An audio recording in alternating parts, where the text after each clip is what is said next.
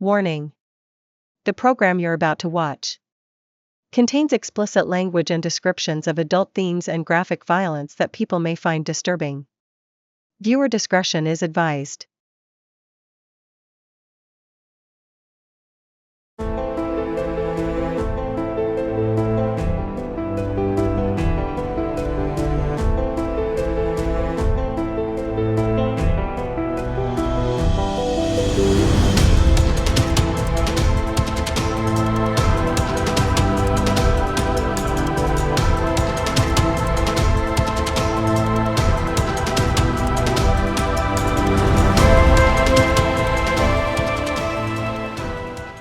Mira had been walking for 3 days. Walking without purpose, without direction, only with the dull, suffocating weight of loss pressing against her chest. She grieves along the way. When she reached the town, she didn't think. She just stayed. She slipped into the crowd, into the rhythm of daily life, trying to disappear. But grief wasn't something she could outrun. It was in the way the wind cut through her too-thin coat, in the way strangers' voices blurred together, their laughter an echo of something she once knew but could no longer touch. Then on the 4th day, she saw him. A man in the marketplace, his back turned. But the way he stood, the slope of his shoulders, the tilt of his head. Cogito. Her breath hitched. The world shrank. She reached forward, her fingers trembling, heart hammering against her ribs. But then, hesitation. The logical part of her brain screamed at her. It's not him. The cruel, rational truth was a knife twisting deep. Cogito was dead, gone. Her hand fell to her side. She turned and walked away, every step a betrayal. That night, she collapsed onto the stiff mattress of her rented room, curling into herself as the grief clawed its way to the surface. Her body shook. She gasped for air, for relief, but none came. She pressed her fists against her eyes. Mira dwells in self-loathing, no one else to blame but herself. And now Cogito was cold beneath the earth, and she was here, breathing when he couldn't, existing when he never would again. She cried until her body ached, until the sorrow hollowed her out and left only an empty shell behind, until sleep finally took her, and for a few merciful hours she could forget. The next morning she forced herself to rise, to move, keep going. She wandered into an antique shop, the scent of dust and old wood wrapping around her. "Hi," the clerk greeted. Mira barely looked at him. "Hi," she murmured, running her fingers over a delicate glass trinket. "Anything I can help you find?" he asked. Mira didn't even think. Her words came out projecting her deepest thoughts. "Something that can bring back the dead," she said softly. The clerk chuckled at first, but when she didn't smile, she didn't even look at him. The amusement faded. He studied her, really studied her, his gaze lingering on the exhaustion etched into her face, the sorrow behind her eyes. "Yeah. Unfortunately, we don't carry anything like that," he said, his voice quieter now. Mira exhaled slowly. "That's unfortunate." The clerk hesitated before offering his name. "I'm Stefan. Let me know if you need anything."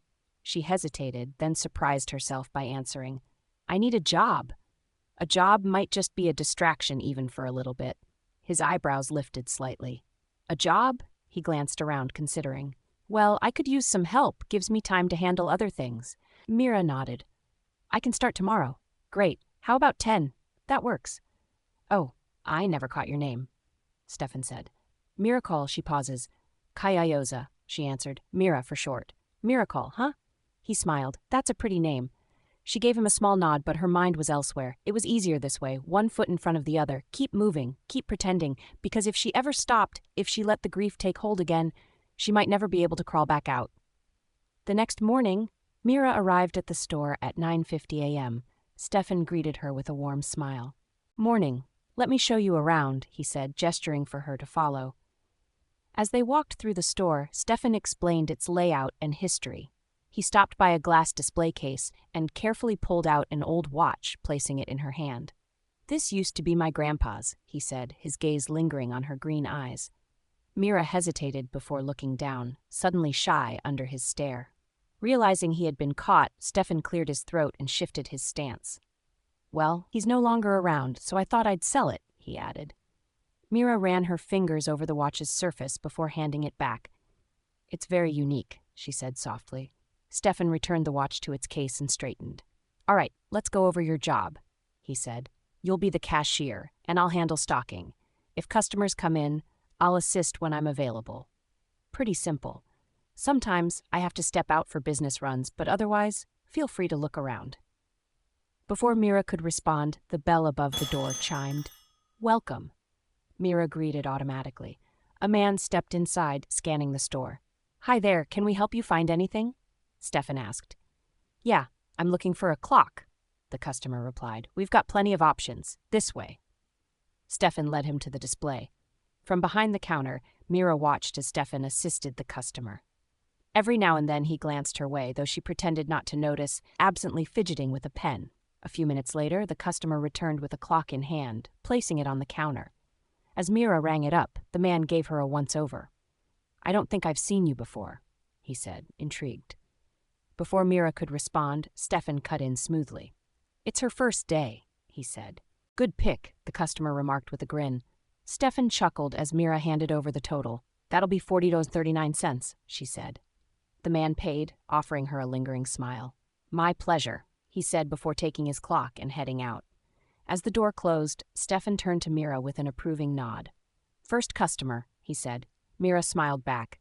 Something in her expression made Stefan's chest tighten, but he quickly looked away, pretending to straighten a nearby shelf. The day passed steadily, and as closing time neared, Stefan checked the clock. Why don't you head out? I'll finish up and lock up, he said. Okay, Mira replied, grabbing her bag. Same time tomorrow? Stefan asked. Yep, Mira simply said. Mira stepped outside, disappearing into the evening. The next day. The store bell jingled as a middle-aged Asian man entered. His gaze landed on Mira immediately, his expression shifting as if he recognized her. Stefan noticed the look and stepped in. Hi, can I help you? He asked. The man didn't break eye contact with Mira. Yes, he said, his tone slow, almost calculating. Mira, feeling uneasy, excused herself to restock an item on the shelf. Even as she moved, she could feel the man's eyes following her. Stefan's jaw tightened at the awkward tension, but he kept his tone even. What are you looking for? He asked. The man finally turned his attention back to business, listing what he needed. After locating the item, he approached the counter. Mira rang up the purchase, avoiding his gaze. You look familiar, the man remarked. Mira ignored the comment. Your total is $37.52, she said. I don't have cash. Do you take check? Yes. She slid his check through the reader. Mira handed him the receipt to sign. As he scribbled his name, something made her glance at the signature. Jaho Kyoza, her breath hitched. The man took his bag and left without another word, but Mira remained frozen, staring at the signature, a name she hadn't expected to see. That night, as Stefan and Mira locked up the store, the weight of the encounter still sat heavy in her chest. Outside, they paused on the sidewalk. Well, I'm this way, Stefan said, gesturing down the street. Mira pointed in the opposite direction. Good night, then. Good night.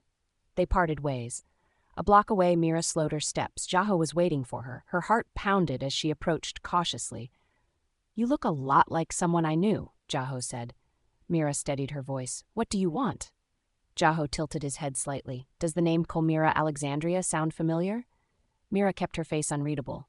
I don't know who that is, she lied. A slow smile crossed his lips. Funny, because she has a daughter. She'd be about your age. Mira forced a shrug. I think you're mistaking me for someone else. But even as she spoke, she knew the lie wouldn't hold for long. Mira strode past Jaho without a second glance. But before she could move too far, his hand shot out, gripping her shoulder.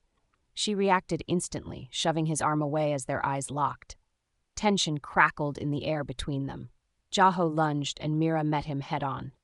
Their movements were swift, blows exchanged, dodges executed with precision. Mira deflected his attacks with practiced ease, her body moving like a shadow. Jaho suddenly muttered a spell under his breath, his hands weaving energy into a deadly force. He unleashed it toward her. Mira didn't hesitate. Chanting her own incantation, she raised a barrier just in time, the impact sending a gust of energy rippling outward. Jaho's eyes widened in shock. I don't want to fight you, Mira said, her voice calm yet resolute. Jaho froze. If you want revenge, take it. Mira let her arms fall to her sides, leaving herself open. I won't stop you. Jaho hesitated, searching her expression. Why? Mira's gaze darkened. Because I killed the person I loved. Jaho narrowed his eyes. That's it? He was a Kyoza, she said simply. Silence stretched between them. Jaho, once filled with fury, now stood still, intrigued, even unsettled. And Alexandria, in love with a Kyoza? His voice was laced with disbelief. Hard to believe. Mira stepped closer. Use your magic. See for yourself. Jaho hesitated before placing his hands on her temples, whispering an incantation. Images flooded his mind, Mira's past unraveling before his eyes. He saw love, loss, pain, and unbearable guilt. He pulled away, breath unsteady. Tears threatened to spill, but he forced them back. I live in torment every day, Mira murmured. So if avenging your clan will ease your soul, do it. Jaho clenched his fists. Then slowly he released a breath. No, he said. It doesn't feel right. Mira gave him a long look before turning and walking away. Jaho remained where he stood, watching her disappear. A week later, Mira arrived at work, the familiar scent of wood and parchment greeting her as she stepped inside the small shop. Morning, Mira? Stefan called from behind the counter. He grabbed his coat. I need to run to the bank. Payday, finally. Watch the store for me? Got it, she replied, watching as he hurried out. Minutes later, the bell above the door chimed. A middle-aged woman entered, her gaze settling on Mira with quiet intensity. Can I help you? Mira asked. Without answering Mira's question, the woman's lips curled into a faint smile. You have your mother's features. Mira stiffened. Excuse me? Ah, where are my manners? The woman extended a hand. My name is Elizabeth Alexandria. Mira didn't move. Elizabeth held her hand out for a moment before withdrawing it. Are you related to Colmira Alexandria? No, Mira lied smoothly.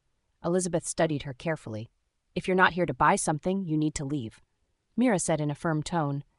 The woman's knowing gaze lingered before she sighed. I was looking for a broom, actually.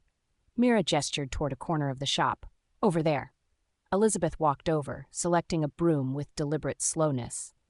When she returned to the counter, she set it down and met Mira's eyes. You know, she mused, they say witches ride brooms. I prefer a carriage, Elizabeth says, her voice smooth, deliberate. Mira doesn't look up. She simply punches in the total. That'll be $25.45. Elizabeth takes her time, pulling out $30 and placing it on the counter. Mira grabs the bills, enters the amount, and counts out the change. But as she extends her hand to give her the change, Elizabeth's fingers close around her wrist. The air between them shifts, sharp, electric. Mira stiffens. Her eyes shoot up, staring into hers. A slow, creeping heat spreads up her arm, sinking into her bones. The pressure of Elizabeth's grip is firm but not forceful, like a silent dare. Their eyes never lose sight of each other's gaze, and something surges between them. Raw, crackling energy twisting in the space where their skin touches. Mira's breath hitches. The shop feels smaller, the walls pressing in. She can feel the pulse of Elizabeth's power, dark and humming, brushing against her own like a challenge. It coils around her, testing, teasing, daring her to react. She won't. With a sharp yank, she tears her hand away, fingers tingling as she slams the change onto the counter. Elizabeth smirks, slow and knowing. Keep the change. She lifts her broom with a casual ease, but as she turns toward the door, she pauses. Tilting her head just slightly, she glances back. See you later, Mirakol Alexandria. Her voice is a whisper of smoke, curling around Mira's name like a promise. Then she's gone. Mira exhales sharply, pressing her palms flat against the counter to steady herself. Her heart is still racing, her skin still buzzing. Minutes later, Stefan walks in, a check in hand. Here, he says, setting it down. Mira barely acknowledges him, fingers twitching as she slides the check into her pocket. Any customers? He asks. She swallows, eyes still locked on the door where Elizabeth disappeared. Just one. Hey, what do you say we close up early and grab some food tonight? Stefan asked, leaning against the counter. Mira paused, considering it. My treat, he added with a grin. She exhaled, then nodded. Okay. Stefan smiled. As the evening set in, they locked up the shop and strolled down the street until they found a small food stall. The warm aroma of grilled meat and spices filled the air. Stefan placed their order, and soon they were sitting together, the quiet hum of the city around them. So where are you from? He asked between bites. Mira glanced up. All over. I don't stay in one place for long. Stefan raised an eyebrow. Why's that? She hesitated, then shrugged. Still looking for a place that feels like home, I guess. He smiled. Maybe it's here. She gave a small, thoughtful nod. Maybe. A comfortable silence settled between them as they ate. How's your food? Stefan asked. Good. Mira wiped her fingers on a napkin before meeting his gaze. What about you? Have you lived here your whole life? He nodded. Yeah, my grandfather owned the antique shop. After he passed, I took over. Mira tilted her head. What about your father? Stefan's expression darkened slightly. He went off to war and never came back. Her voice softened. I'm sorry. It's all right. He exhaled. It was a long time ago. A different time. A different kind of war. Mira narrowed her eyes. What war? He hesitated. This might sound ridiculous, but the witch war. Mira froze for half a second before taking another bite. Oh, Stefan studied her. Do you believe in witches? In magic? She forced a casual shrug. Not really. A lie. They finished their meal, the conversation shifting to lighter topics. But as Stefan looked at her, something caught his attention. Your eyes, he murmured. They're really green. They're beautiful. Mira looked away. The moment stretched, the air charged with something unspoken. Then Stefan, sensing the shift, cleared his throat and smiled, breaking the tension. Come on, he said. Let's walk a little. Mira exhaled, relieved, and followed. Sometimes street food is the best, Stefan says, taking a bite. Mira took a pause in her steps. The words hit her like a whisper from the past. I've heard that before. The memory tightens around her chest like a vice. Abruptly. I should go. Stefan watches her, brows knitting in concern. Want me to walk you home? She shakes her head. No, I'll be fine. Before he can say more, she's gone, her footsteps fading into the night. Stefan stands there, confused, the air between them heavy with something unsaid. Mira barely makes it home before her composure shatters. The moment the door closes behind her, the tears come, hot, silent, unstoppable. She presses a hand to her mouth, sinking to the floor, but the weight of the past doesn't let up. It never does. The next day, Mira moves through work as if nothing happened. She doesn't want to talk about it. She doesn't want to explain. Heya, how are you? Stefan asks cautiously. I'm okay. She forces a smile. It's a lie, but she's had practice. Stefan hesitates, then sighs. Look, about last night, I'm sorry if I crossed a line. It's not you, Mira says quickly. It's me. He studies her, searching for answers in the places she won't let him look. All right, I was just confused. You've been nothing but nice, she says. I promise, it's not you. A beat of silence. Okay then, they move on. Or at least they pretend to. Night falls. The shop closes. Stefan and Mira part ways, then heading in opposite directions. As Mira walks, a horse's hooves gallop on the street. A carriage. Need a ride? A voice calls. She glances over. Elizabeth. No, I'm fine. The carriage accelerates, cutting ahead of her. Elizabeth stops, stepping out. A leg extends, then the other. She walks into Mira's path. That wasn't a question. Mira exhales, steadying herself. Elizabeth smirks. The witches will be overjoyed when they hear Komira's daughter is here. Mira's stomach knots. Why? Because we can finally finish off the Kayoza. Mira's jaw tightens. The war is over. Let it go. Elizabeth tilts her head, eyes gleaming in the dim streetlight. It's not over. Both clans are still at war, just not on the surface. Mira clenches her fists. It's not my war. She steps around Elizabeth and keeps walking, her heartbeat hammering in her ears. Mira. You're Mirakol, Alexandria. Mira kept walking. This is your war to finish, Elizabeth shouted. She stopped but didn't turn around. And if I refuse, she asked, her voice steady. Elizabeth stepped closer. Then the Kayoza will destroy us, every last one. Mira let out a slow breath and shook her head. So be it. Why don't you care? Elizabeth asked in curiosity. It's not my fight. I'm battling something else. Mira said firmly. She turned and walked away. Your mother would be disappointed. Mira stopped again. This time she turned. Her eyes, sharp as cut glass, met Elizabeth's. My mother fought to end the war between the Kayoza and Alexandria. Not so we could keep feeding this hatred forever. She left without looking back. Elizabeth's voice was a whisper behind her. Foolish girl. Days later, hey, Stefan called as they closed the shop for the night. I want to show you something after work. You in? Mira eyed him. As long as it's not disgusting. Her words repeated Kajito's. Stefan laughed. I promise. The evening air was crisp as they walked past the town's edge. He led her through the trees to a hidden lake, the sunset painting the water in shades of amber and crimson. Mira exhaled. This is nice. Stefan nodded. Yeah, it's where I come to think, to get away from everything. The silence between them stretched, thick and comfortable. A firefly flickered past, catching their attention. Stefan took a step closer, then another. He hesitated, just for a breath, before leaning in. Mira turned away. She lifted a hand between them, pressing her fingers gently to his lips. Stefan stilled. Mira's gaze drifted to the lake. A fish moved beneath the surface, sending ripples outward. In the shifting water, another face appeared. Kajito. The memories hit like a blade. The way he used to stand beside her, the sound of his laughter, the warmth of his hands. The lake reminded her of hers when Kajito was alive. Her chest tightened. "I'm sorry," she whispered. Then she turned and walked away, leaving Stefan in the dying light.